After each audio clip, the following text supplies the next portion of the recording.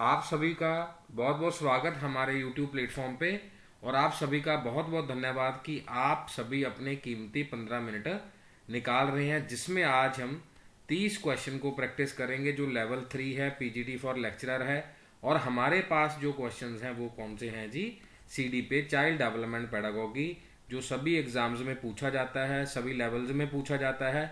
और आप सबने बहुत अच्छे से प्रैक्टिस करी है और सभी की सभी प्लेलिस्ट को अपडेट किया गया है, जिसमें 20 से ज़्यादा वीडियोस हो चुकी हैं। सारी वीडियोस आप एक बार ज़रूर देख लीजिए। एग्ज़ाम बिल्कुल ही पास है, 5-6 दिन हमारे पास बचे हैं। बहुत ज़बरदस्त तरीके से रिवीजन कर रहे हैं और कल ही 2 वीडियोस आपके लिए अपलोड कर दी हैं। एक 9 मिनट की वीडियो है, एक 20 मिनट की वीडियो है, जिसमें आप प्लीज़ अपने क्वेश्चंस की प्रैक्टिस ज़रूर करें। मैं सारे पेपर जो एग्ज़ाम में हैं वही वाले करवा रहा हूँ, सो दैट कि आपको उस बात का अंदाज़ा हो और आपके जो ब्रेन में वो वर्ड्स हैं वो प्लीज़ एक बार दिमाग में चले जाएं, यानी कि बैठ जाएं। हाँ जी, पहला क्वेश्चन है जी, एक प्रकार का बुद्धि परीक्षण जिसमें प्रश्नों की कठिनाई का सतत क्रमश बढ़ता है तथा समय का कारक गौण होता है। Type of intelligence test. जैसे वर्ड्स को देखिए जरा। Difficult level of questions, gradual increase in and the time factor is secondary. अब आपके लिए क्या है, टाइम तो चलो सभी के लिए सेम है जी, टेस्ट में कल बात हुई थी, लेकिन इंटेलिजेंस टेस्ट में डिफिकल्टी लेवल क्या हो रहा है जी? इंक्रीज हो रहा है। तो हमारे पास कौन सा है? शाब्दिक होगा, शक्ति है, गति है या निष्पादन है? तो हमारे पास क्या है जी? इसका आंसर शक्ति परीक्षण की बात होगी, यानी कि इसका करेक्ट आंसर क्या है? Power test. जब तक मैं क्वेश्चन बोल रहा होता हूँ तब तक हो सकता है पढ़ के क्वेश्चन का आंसर भी ले सकते हैं दिमाग में, और आपको आइडिया भी हो जाएगा यार मेरा गलत क्यों हो गया ये वाला। नेक्स्ट, अशिक्षण अधिगम व्यूह रचना, जिसमें विभिन्न योग्यता स्तर वाले विद्यार्थियों के छोटे छोटे समूह किसी विषय की अपनी समझ को बेहतर बनाने के लिए विभिन्न प्रकार की सीखने की गतियों का उपयोग करते हैं। टीचिंग लर्निंग स्ट्रेटजी है जी। कम बच्चे हैं जी, स्मॉल ग्रुप है। डिफरेंट लेवल ऑफ, सभी की अलग अलग एबिलिटी है। लर्निंग एक्टिविटी है, किसको क्या कर रहे हैं? सब्जेक्ट को वो अंडरस्टैंड कर रहे हैं। क्या मल्टी सेंसरी होगा, बहुसंवेदी? दल शिक्षण होगा, टीम टीचिंग?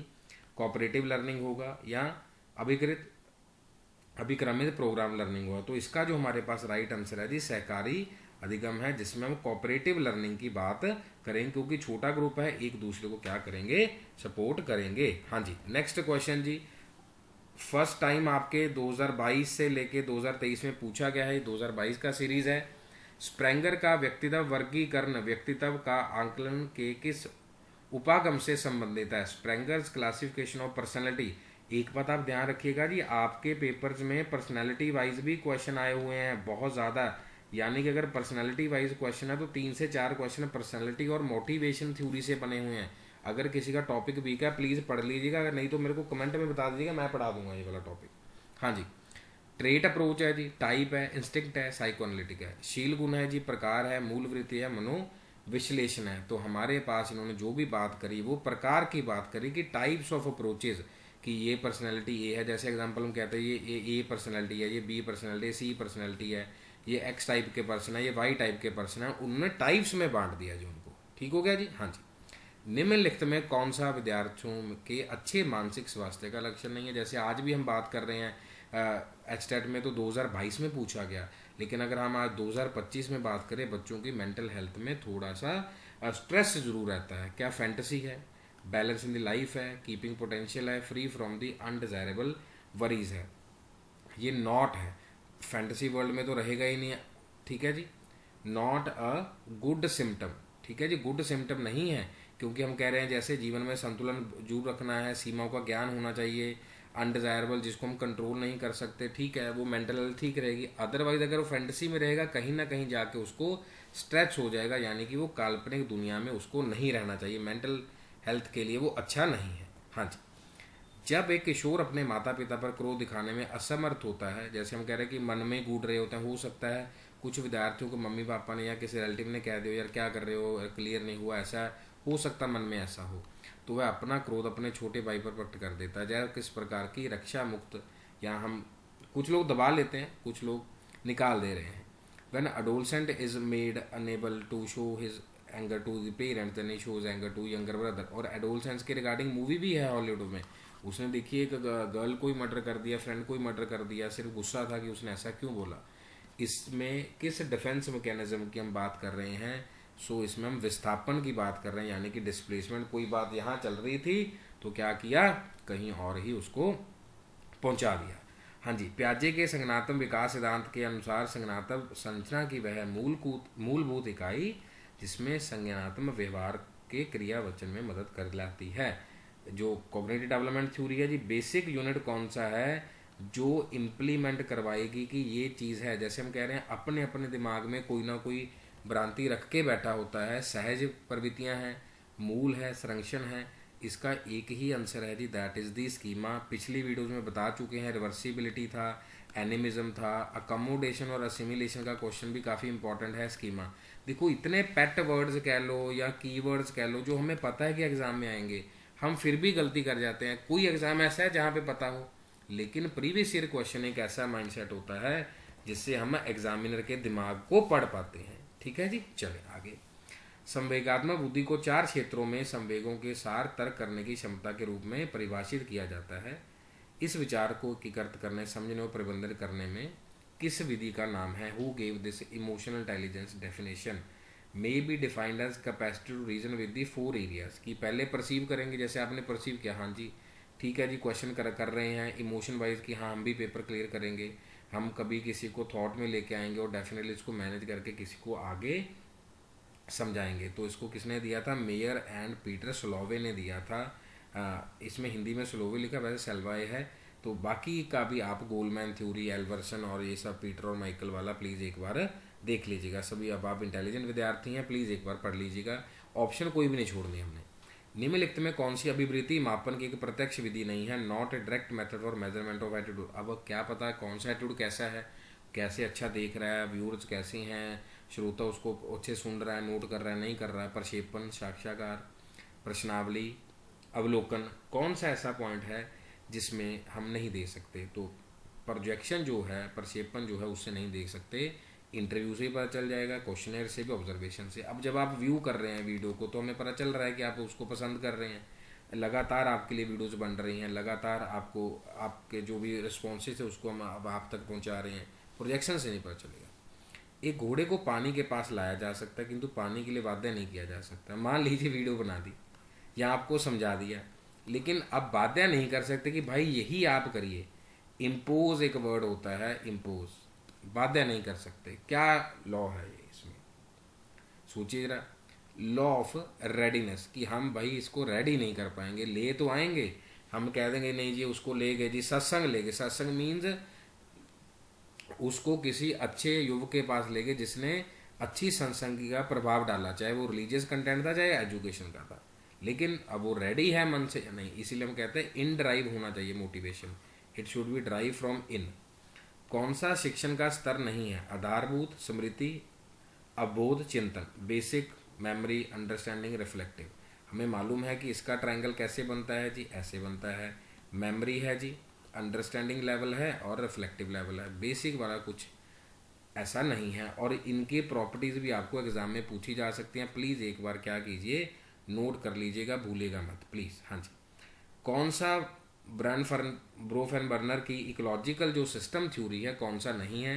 पहले एग्ज़ाम में इसकी प्रॉपर्टीज़ को पूछा गया था कि क्या स्कूल इसके पास है, मीडिया इसके पास है, पेरेंट्स और फैमिली फ्रेंड्स। अगर आपने पहले वीडियोस देखे हैं तो आपको पता है कि ये रिपीट हुआ question, repeated question. Repeat means हर एक शिफ्ट में, लेकिन उसका टेस्ट चेंज हो गया क्वेश्चन का। तो इसमें माइनर सिस्टम ऐसा कुछ होता नहीं है, बाकी माइक्रो, मीजो और मैक्रो सिस्टम बिल्कुल पार्ट होते हैं। हाँ जी, संवेग एवं मूल प्रवृत्ति के संदर्भ में कौन सा युग्म सही नहीं है? क्रोध क्या निवृत्त हो जाते हैं? अधिकार में संग्रह है, कलेक्शन है, आश्चर्य जिज्ञासा है, भय पलायन है। सो आप इसमें देख सकते हैं कि कौन सा ऑप्शन आपके लिए ठीक है। सो इसके लिए कौन सा ठीक नहीं है? दैट इज एंगर और रिपल्शन। एंगर में रिपल्शन का कोई ऐसा सीन नहीं होगा, उसमें तो सिर्फ वो उसकी बेसिक इंस्टिंक्ट नहीं होगी। रिपल्शन में तो सिर्फ ये होता है कि कोई चीज़ पहले बता दी, या इमोशन बस्ट हम कह सकते हैं रिपल्शन वाइज, तो ठीक है। अधिकार बता दिया, वंडरशिप बता दो, बेसिक इंस्टिंक्ट एंगर में रिपल्शन का नहीं आएगा। रिपल्शन किसी और बात की भी तो हो सकती है, खुशी है, सामने वाले ने उसको भी और ज़्यादा खुशी से गले लगा लिया, ठीक है जी। हाँ जी, किशोरों का सामाजिक विकास करने हेतु कौन सा तरीका सर्वाधिक उपयुक्त है? Most appropriate social development of adolescence सामाजिकरण हो गया जिसका टॉपिक हम पढ़ चुके हैं हिंदी में। सामाजिक मूल्यों पर निबंध प्रतियोगिता, गतिविधियों का आयोजन, सामाजिक संबंधों पर वृत्तचित्र, discuss on socialization. Most appropriate पूछा जी, मैंने आपको बताया था कि अम्ब्रेला टर्म फाइंड किया करो कि उसके छाते के नीचे सारे ही आ जाएं। आजकल बारिश का मौसम है तो सब आ जाने चाहिए उसमें, एक दो लोग तो कम से कम आए। सोशल वैल्यूज ऑर्गेनाइजिंग, तो ध्यान से, बिल्कुल ध्यान से, तो हमारे पास है कि ग्रुप, अगर सबको मैंने बताया कि एक दो तो आने चाहिए, यानी कि सबको हम इकट्ठा करेंगे।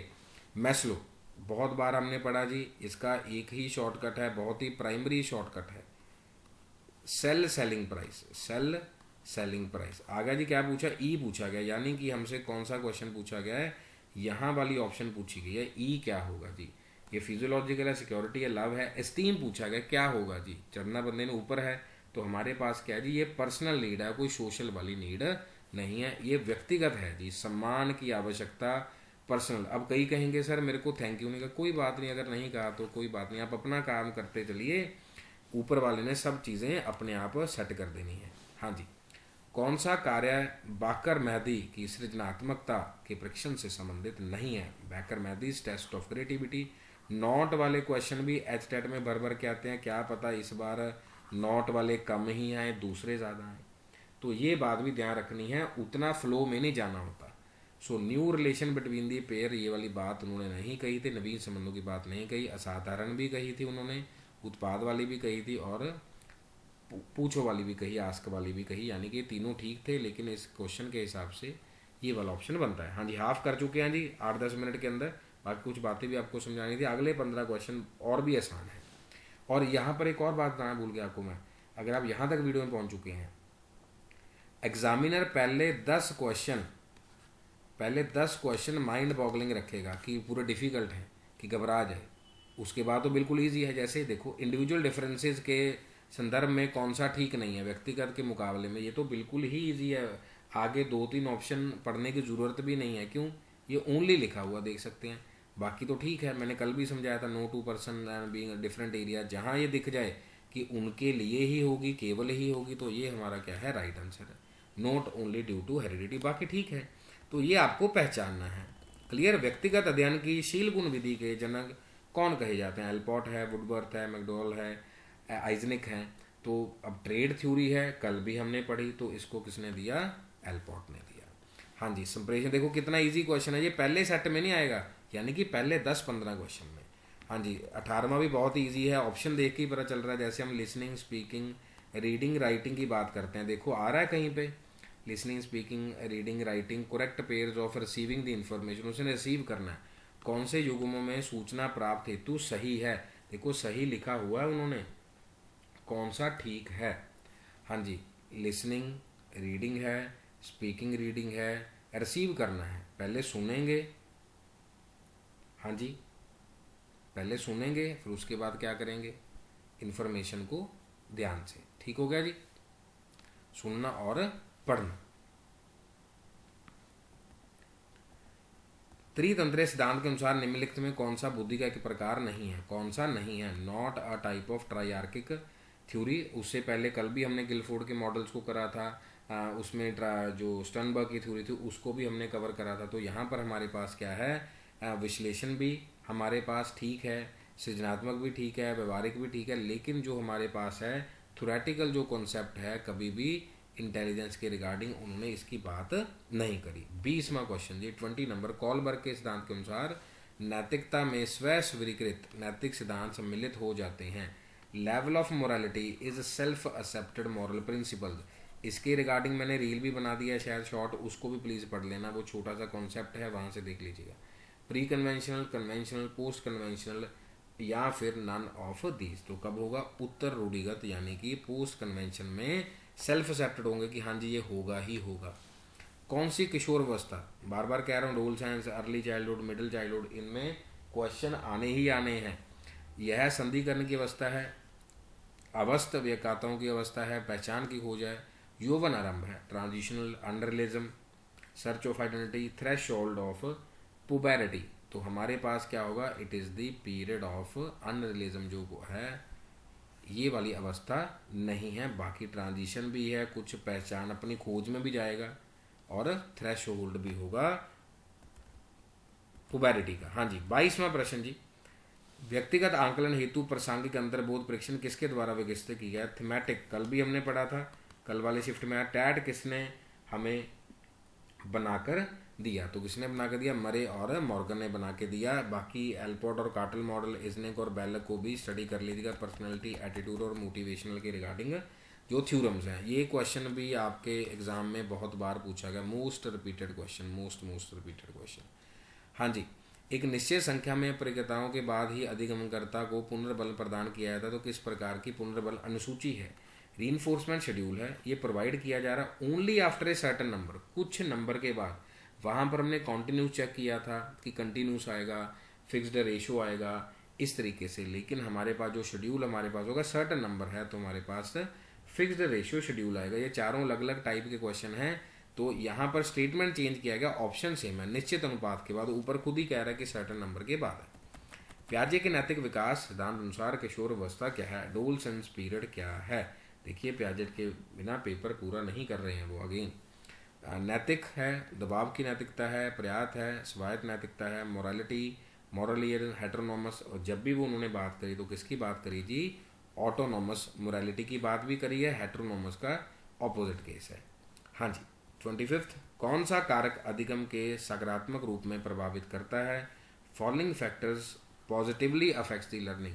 क्या मीनिंगलेस कंटेंट है? यहाँ से भी लैक ऑफ मैच्योरिटी है, लैक ऑफ मोटिवेशन है, या फिर अगर आप फीडबैक देंगे तो और भी सूचनात्मक प्रतिपुष्टि हो जाएगी कि चीज़ें अच्छी जा रही हैं। डेफिनेटली आपके लिए मीनिंगफुल कंटेंट है, मैच्योर आप सभी हैं, मोटिवेशन आपके अंदर है कि हम इस बार एग्जाम को ज़रूर क्लियर करेंगे। रोहित प्रशंसा पाने हेतु दूसरों की सहायता करता है।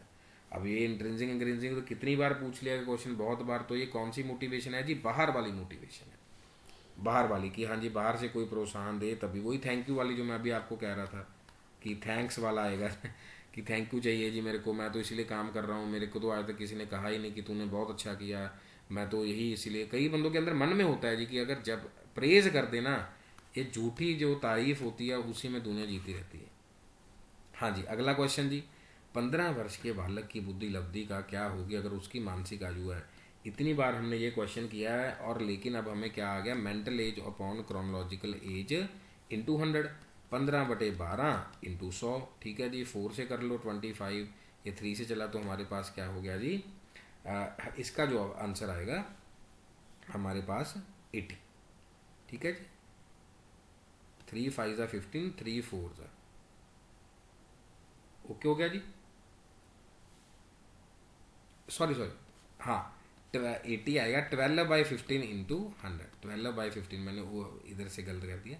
हाँ जी, 5 3 ज़ा 15, 5 2 ज़ा, ठीक है, ये आ गया 20 आ गया, और इसमें 4 से कट होगा, 20 इंटू 4 क्या हो गया? 80 हमारा ऑप्शन है। हाँ जी, 12/15 इंटू 100। हाँ जी, 28, एक शिक्षक के रूप में आप विद्यार्थियों की सिनेमा का विकास करने हेतु निम्नलिखित में कौन सा कार्य नहीं करेंगे? Teacher would not be done by two develop the creativity of student. अब जैसे मान लीजिए मैंने आपके सामने ये सॉल्व किया, अगर मैंने पहले सॉल्व करके रखा होता तो ये डिफरेंट ऑप्शन थी, मतलब ऐसा मिस्टेक भी क्या कर सकते हैं, हो सकती है। अगर जैसे मैं पढ़ाते पढ़ाते आपको कर सकता हूँ तो आप सोचते सोचते भी कर सकते हैं। इससे प्लीज़ दूर रहिएगा, प्लीज़ इसको अवॉइड कीजिएगा। हाँ जी, 28, हाँ जी, क्वेश्चन हमारे पास क्या है जी? जो क्रिएटिविटी को अवॉइडेंस जहाँ पर है, अब सारी चिंतन का जो परिहार है उसकी बात नहीं है। फ्रीडम, डर भी ख़त्म करना है, इनकरेजमेंट भी करनी है, तो एक शिक्षक कभी भी अवॉइड नहीं करेगा। डाइवर्जेंट थिंकिंग का क्वेश्चन आ सकता है, यानी कि ये बाहर जा रही है, ऐसे डाइवर्जेंट। कन्वर्जेंट होता है कि एक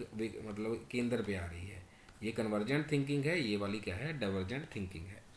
हाँ जी, केंद्र से परिधि की ओर जो बढ़ता है, सेफलोकॉर्डल है, प्रोक्सिमेडोर्सल है, स्पायरल है, सर्कुलर है। अब ये तो बहुत बार करा दिया, ये आप होमवर्क में ले लीजिए। होमवर्क मीन्स कि आप सभी अगर इस वीडियो तक पहुंच गए यहाँ तक तो आप ज़रूर कमेंट करिएगा, और ये आपके एग्ज़ाम में रहने वाला है।